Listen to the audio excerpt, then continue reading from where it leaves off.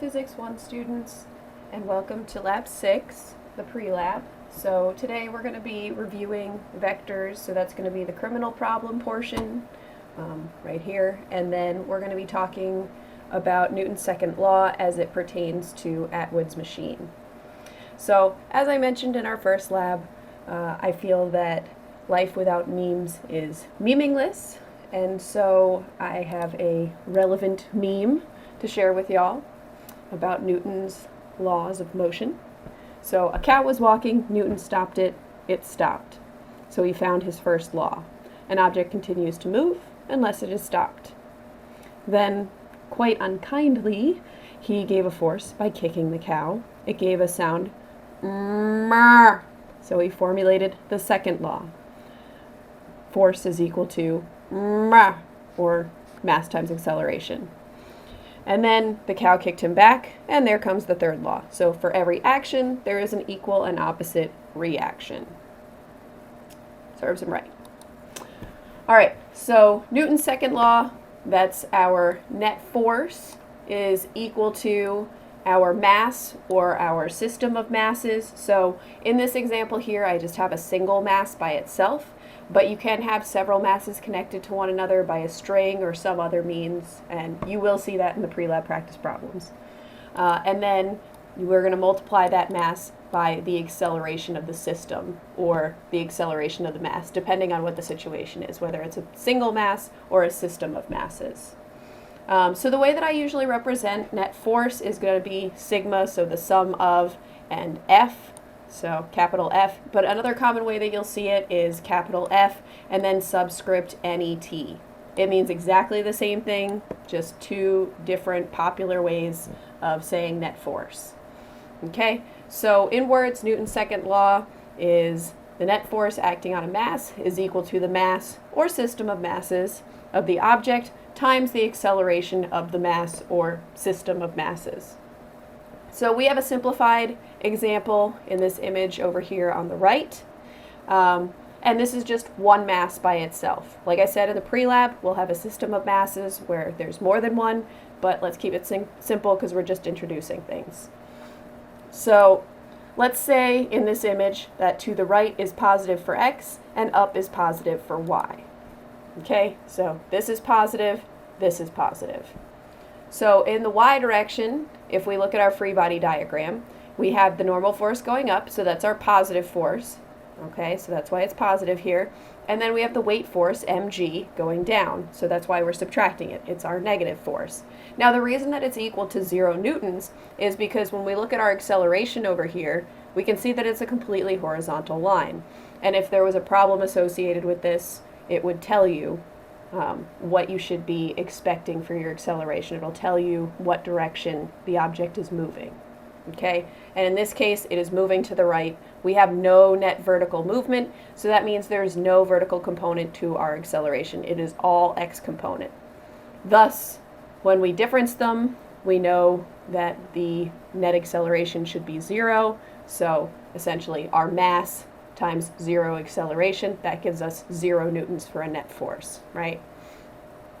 Okay, so moving on to where the action is happening. So this is in our x-plane. This is where the acceleration is being produced by a net force. Okay, we have force 1, and as we mentioned, to the right is positive, and we have force 2, and as we mentioned, to the left is negative. So we have F1 minus F2, just from the way that we conventionally have labeled our positive and negative directions. And then we say that there is a horizontal acceleration to the right. So if we were to use Newton's second law, so here's our net force, F1 minus F2, and there's a net force, obviously. Force 1 is bigger than F2, otherwise the acceleration would be in the other direction. This is equal to our mass times our acceleration of our mass. Okay, and remember, when we do our pre-lab practice problems, you'll get to see this, we can have more than one mass connected, okay? And then it'll be the acceleration of that system of masses. But let's keep, like I said, let's keep it simple for now. We just have a single mass. Okay, force flow charts.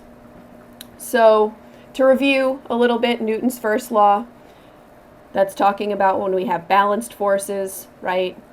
And so our acceleration would be 0 in that case if our forces are balanced. This means that we can have our object be at rest. Okay, that's probably what you think of when you think of there being no force.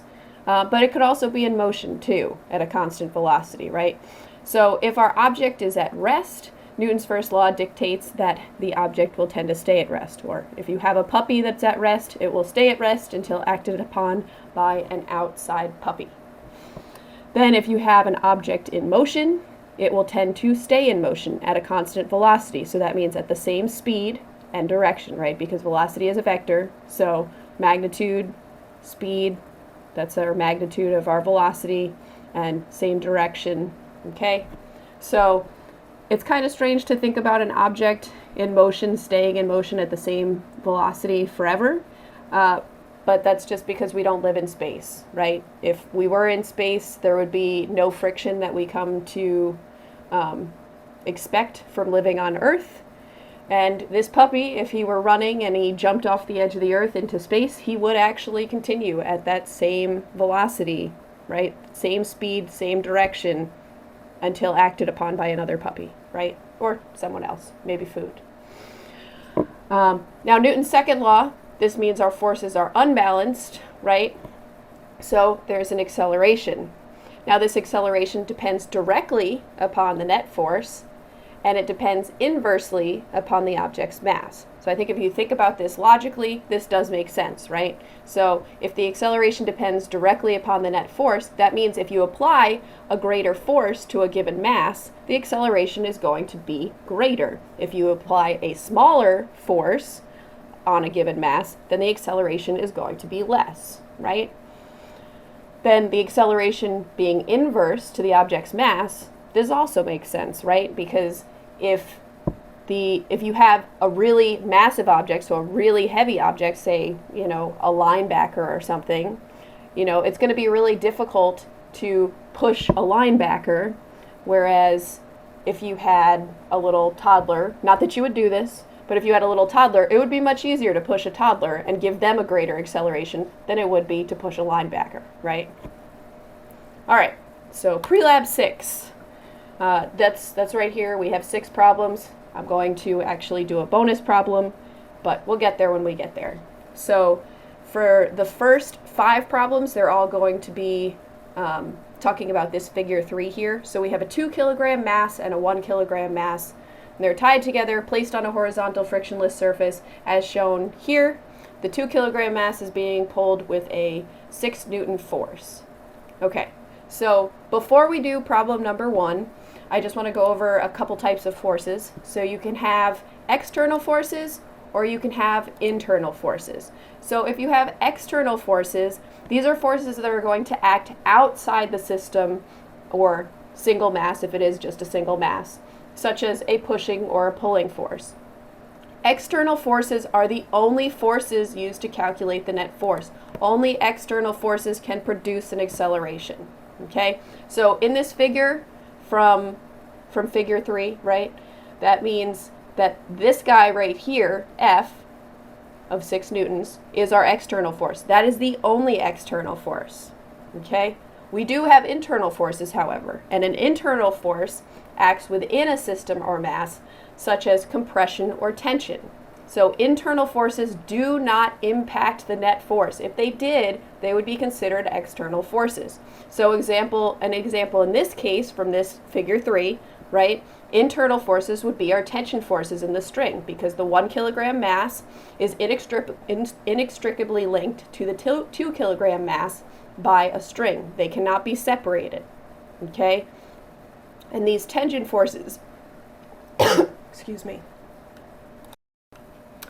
and these tension forces do not impact the external force. Otherwise, they wouldn't be, by definition, internal forces. They would be external forces.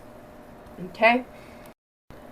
If that's confusing to you, I would recommend reading this slide, maybe just pausing it, reading the slide. This is a really good explanation by a high school physics teacher named Gabrielle Ross. And the gist of it, as far as internal and external forces is concerned, is that your body consists of all of your parts, right? So you can't pick yourself up by your hair, right? Even if you decide that you want to, define your hand as outside of your body's system, it is still inextricably linked by your wrist to the rest of your body. So you cannot pick yourself up by your hair, right? But somebody else who is not part of your body system could pick you up by the hair, right?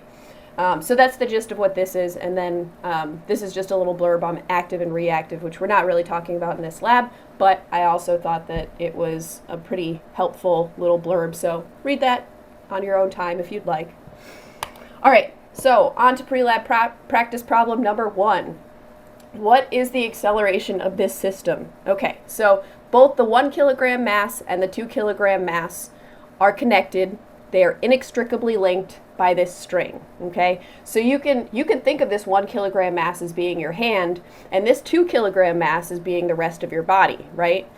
They're inextricably linked by this string, or if you want to think about it in terms of your body, by your wrist. So together, they are a system, okay? They cannot be pulled apart, all right? So outside of the system, we have an external force of 6 newtons, right? So down here, this is what our system view would look like, okay? So as we said, the 1 and 2 kilogram mass are inextricably linked, so we just get rid of that string here, and we make it a 3 kilogram mass, because they're both connected. They are one, okay? And still, we have our external force of 6 newtons. So yes, as we talked about on the other slide, yes, there are tension forces here, but they are not contributing to our external force of 6 newtons. All right, so then when we go in and we use Newton's second law in order to solve for what the acceleration of the system is, we have our net force is equal to F, which is our external force here of 6 newtons, and that's equal to the total mass of our system, right? So we're not doing the simple example anymore where we just have one mass by itself. Now we're talking about the total mass of the system, and then that's multiplied by the acceleration of the system, which is what we're trying to solve for, right? So if we plug in our numerical values, we have 6 newtons for our force, we have 3 kilograms for our mass, and then we're multiplying by A. So one equation, one unknown. We solve for A, we get 2 meters per second squared. All right, moving on. Problem number 2. If the 1 kilogram mass were pulled with a force of 6 newtons instead, what would be the acceleration of the system? All right. So we have our system of masses, right? We have our 1 kilogram mass now has the force of 6 newtons, okay? So we're just moving our external force to the other side as they've instructed us to do in the problem. So we have our external force over here. We still have a system of masses inextricably linked by this string, right? So we can view it as a system, as we should. So that's our 3 kilogram mass. Now, this is a good time for me to talk about defining origins. So you'll notice here that I defined up and to the right as positive, but over here I defined up and to the left as positive. The reason for that is I typically will define whatever direction my motion is in as my positive direction. That just makes it easier because you don't have to work with as many negative numbers. You don't have to do it that way, but I would recommend it just so you don't have to work with as many negative numbers.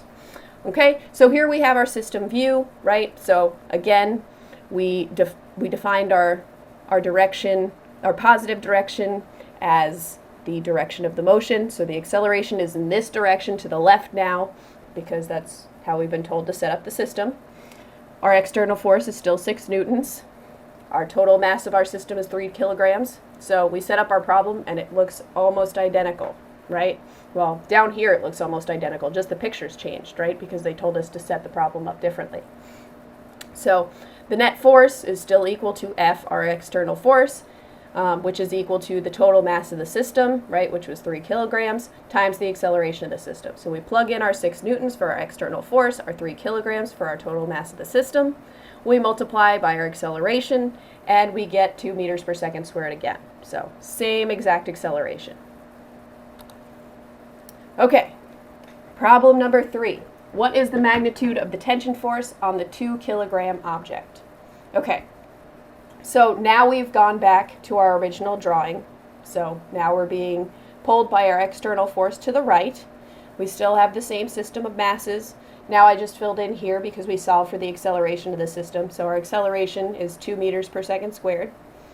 And we're trying to find the tension force specifically on the 2 kilogram object. So this time we are not going to view it as a system because we want to isolate our 2 kilogram mass because we're trying to find an internal force. Okay, so we're trying to find this tension force here. Okay, so we're not going to spend any time really doing anything in the y direction. There's no vertical component to this acceleration. This is going to cancel, so we're only concerned about what's going on in the x plane. You'll notice once again my origin is well, the way I defined my coordinates is up is positive, to the right is positive. That's because our direction of motion once again is to the right. So when we sum up our forces in the x direction, we have F is a positive force, and then we have T2 is a negative force, right? Because it's going opposite to the positive direction. And then this is equal to M2. M2, not the total mass of the system. Remember, we are isolating the 2 kilogram mass. Now, the 2 kilogram mass is still moving with the same acceleration as the system because it is inextricably linked. But for the tension force, for the internal tension force, we are only concerned about the 2 kilogram mass. So don't make that mistake. Don't put the total mass of the system here. We only want whichever mass is being specified in the problem, okay, when we're working with our internal forces. And then, of course, we're going to multiply by A, which, as we established a couple times already, is 2 meters per second squared. All right, so we fill in our values, right? So we've got F, 6 newtons, tension force, that's what we're solving for. 2 kilograms, that is the mass of our object. And then we're multiplying it by 2 meters per second squared, that's our acceleration. We simplify that, we get 6 newtons minus T2 is equal to 4 newtons. Move the T2 over here, move the 4 newtons over here, and we end up getting that T2 is 2 newtons, and that is to the left, right? And we drew that in the picture, so we can see that here. Now, problem 4 wants to know what is the magnitude of the tension force on the 1 kilogram object. Okay, so I know that I have this drawn here as a system of masses, but once again, we are talking about an internal force. Okay, so we are not going to view this as a system. We're going to look at the 1 kilogram object by itself. So the 1 kilogram object by itself has a normal force because it's resting on a surface, right? It's exerting its weight force. That normal force is responding in kind. Otherwise, if it weren't, this would be plummeting through the floor, right? At the rate of gravity, pretty much, right? Over here, we have our tension force, and that's all she wrote, right? They don't tell us anything about friction. That's the next lab. So this is the whole free body diagram. And to be honest, if I had a question on an exam and they just wanted to know straight up what is the tension force, didn't care about direction, just wanted to know the magnitude of it, I would probably use my 1 kilogram mass because, as you can see down here, it's a little less work, right?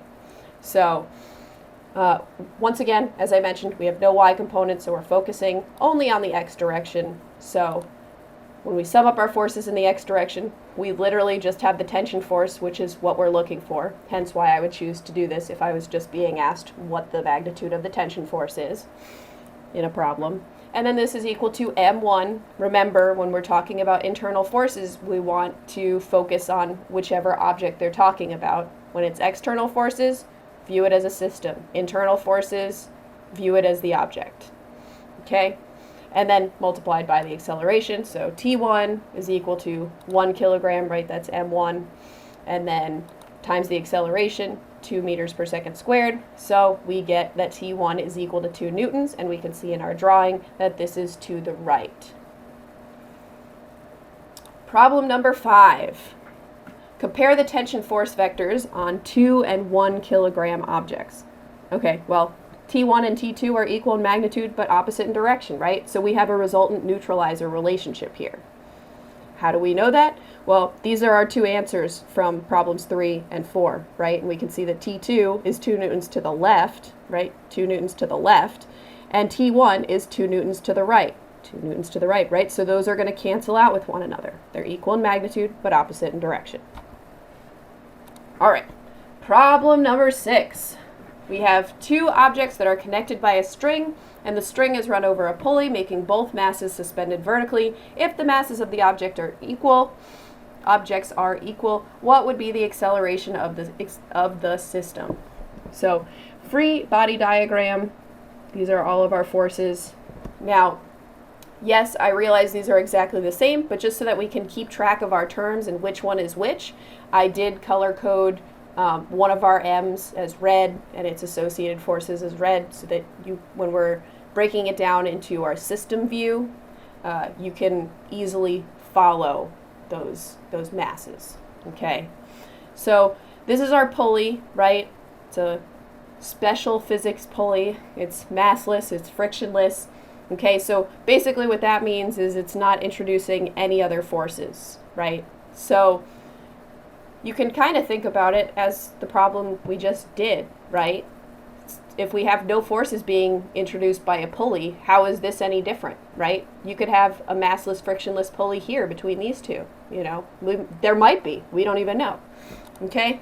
So a way that we could view this then is just like this, just like that other problem, okay? So we have black M over here, right? mg in this direction, then our tension force in this direction.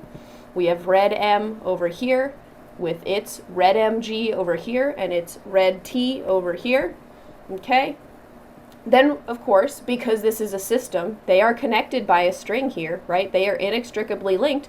We want to view this as a system, okay?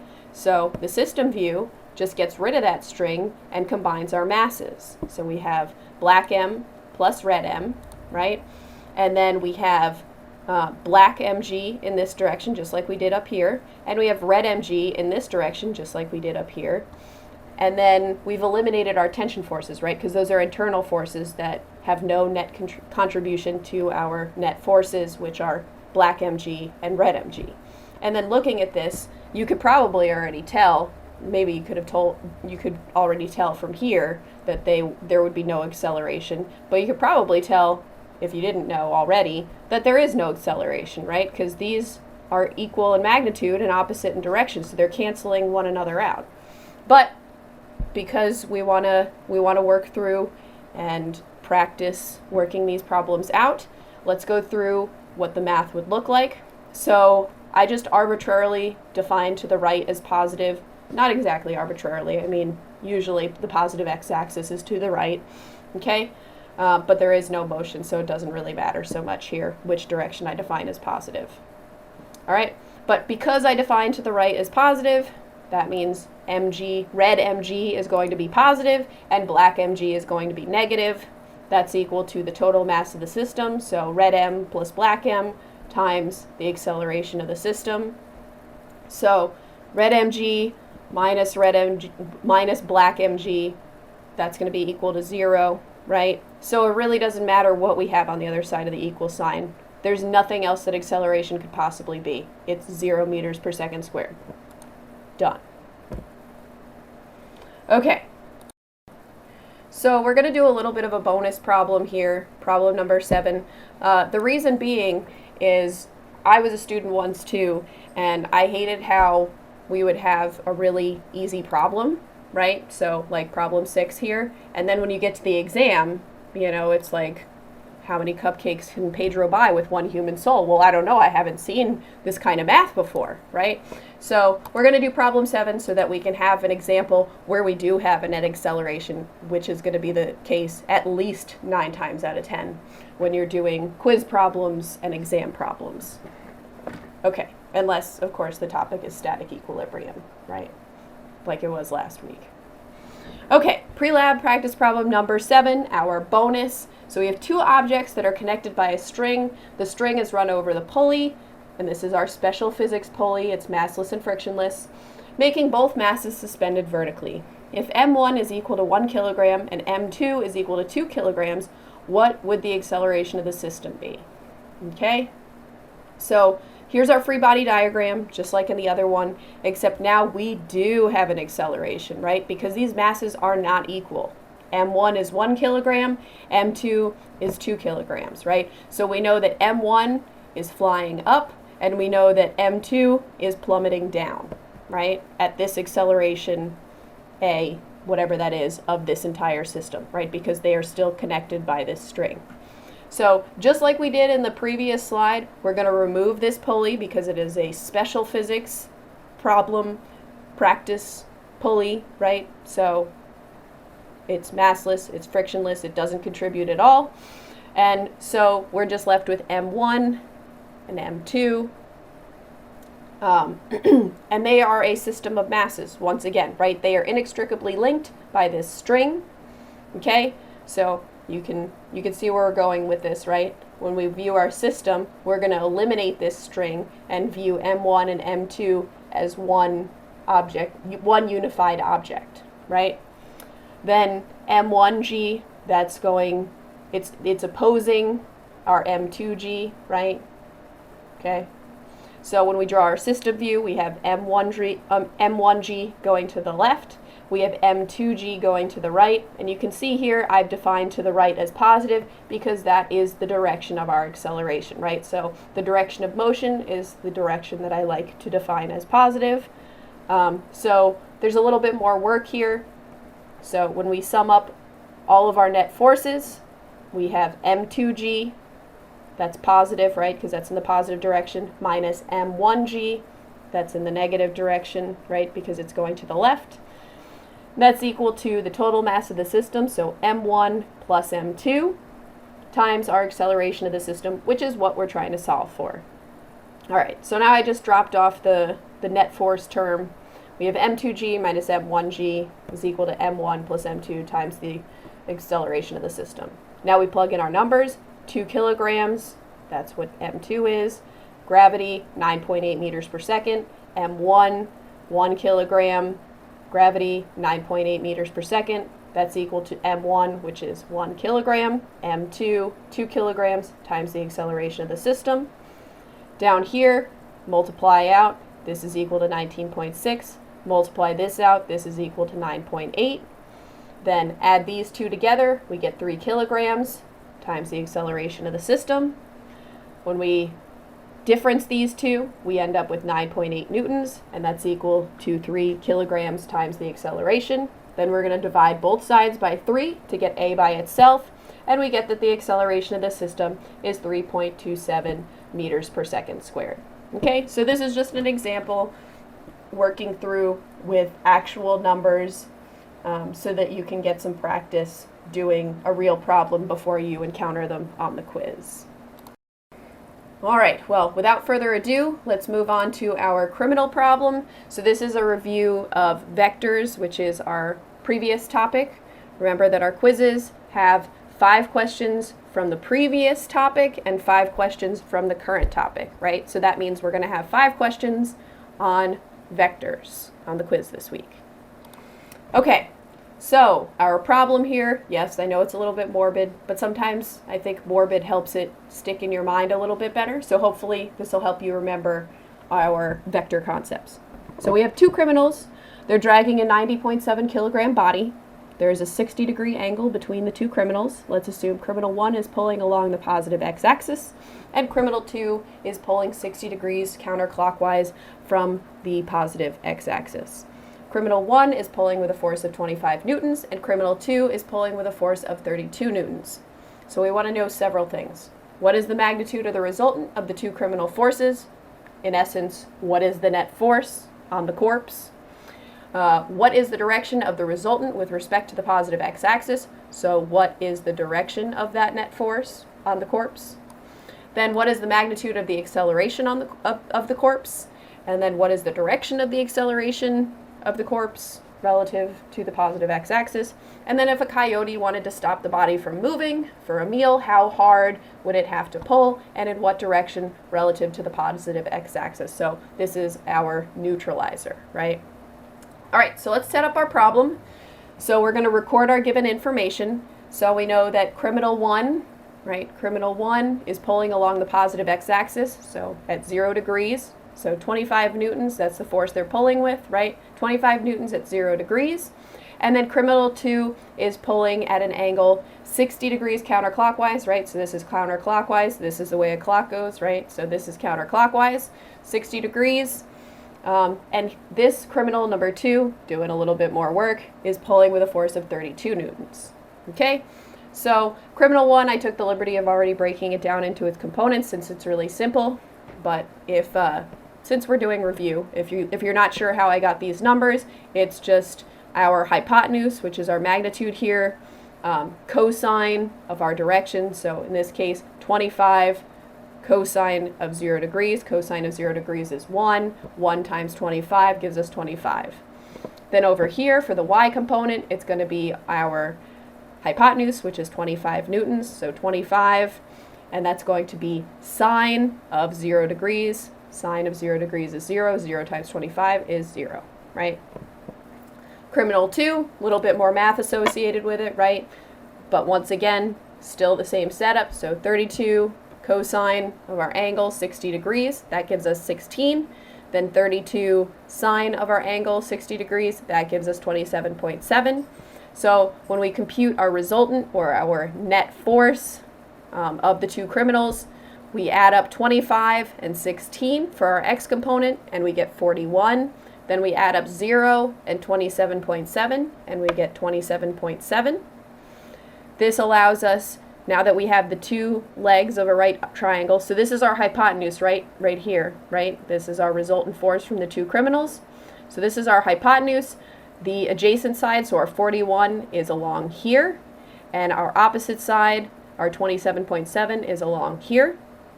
So we use the Pythagorean theorem, right? So we take the square root of our two smaller sides, so the square root of 41 squared plus 27.7 squared, and we get 49.5.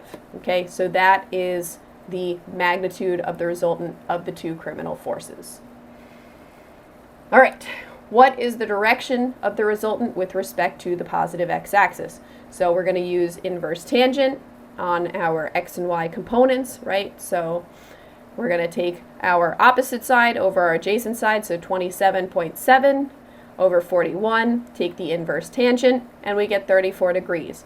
Now remember, you always want to be careful when you're using inverse tangent, right? Because it has complementary angles, 180 degrees from it, and it might be spitting out the wrong angle. So you want to either draw a picture to see if the angle that you're given falls in the correct quadrant in your drawing, or you want to look at the sign of your components, right? So if you're looking at the sign of your components, we can see that they're both positive, so that means it has to be in the first quadrant, right? So that means between 0, 90 degrees, 34 degrees fits that bill to a T.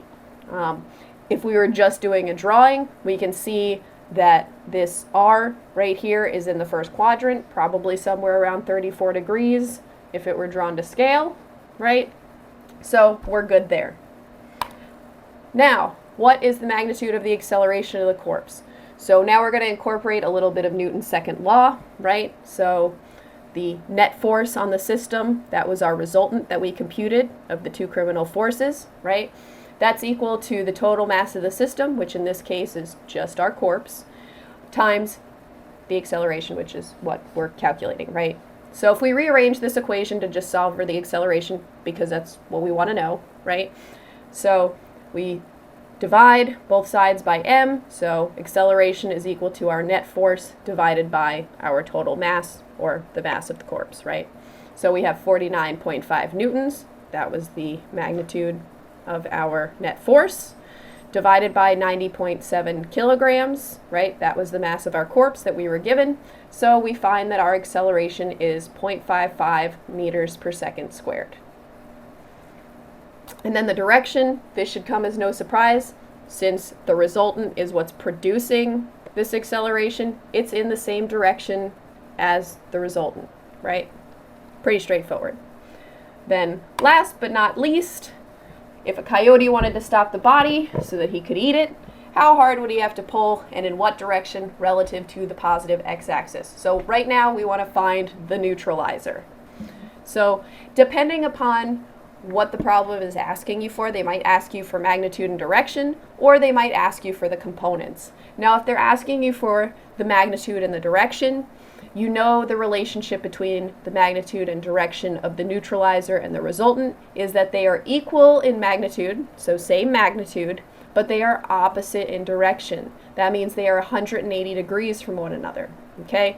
So same magnitude as the resultant, okay, so 49.5, but opposite direction, so 34 plus 180, that gives us 214. Or if you wanted to know the components, the relationship between the components for the resultant and the components for the neutralizer are that they have opposite signs, such that if we sum them together, they would sum to 0, right? So in the resultant, we had a positive 41, so that means in the neutralizer, we should have a negative 41, so that when we add them together, we get 0. Then for the y component, we had a positive 27.7. That means for the neutralizer, we should have a negative 27.7. That way, when we add them up, we get 0. All right, well, that concludes our pre-lab practice problems. So I hope you found this video helpful, and thank you for watching, and best of luck on your quiz.